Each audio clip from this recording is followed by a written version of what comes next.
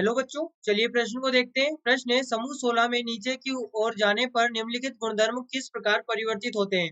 धात्विक लक्षण। तो देखिए बच्चों, यहाँ पर बात करें प्रश्न की मुख्य अवधारणा की। मुख्य अवधारणा, तो बच्चों देखिए, यहाँ पर समूह 16 की हम बात कर रहे हैं। समूह 16 जिसमें हमारे पास होता है oxygen, sulphur, selenium, tellurium, polonium. अब देखिए, जब समूह में ऊपर से नीचे जाते हैं तो यहाँ पर क्या होता है, त्रिज्या बढ़ती है। त्रिज्या बढ़ती है और त्रिज्या बढ़ने के कारण प्रभावी नाभिकीय आवेश कम होता है। प्रभावी नाभिकीय आवेश कम हो जाता है। और जैसे ही प्रभावी नाभिकीय आवेश कम होता है तो बच्चों हमें पता है यहाँ पर आयनन ऊर्जा भी कम हो जाएगी। आयनन ऊर्जा कम हो जाएगी।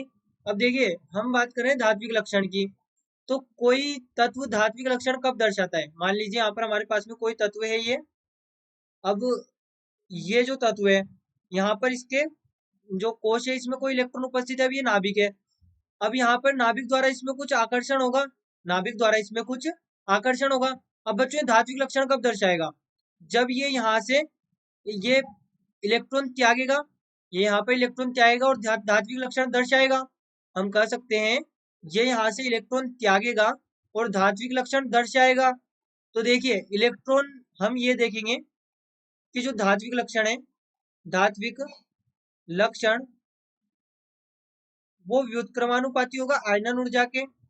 आयनन ऊर्जा के, क्योंकि जितनी कम आयनन ऊर्जा होगी उतनी आसानी से यहाँ पर इलेक्ट्रॉन त्यागेगा, और जितनी आसानी से इलेक्ट्रॉन त्यागेगा उतना ही ज्यादा धात्विक लक्षण दर्शाएगा।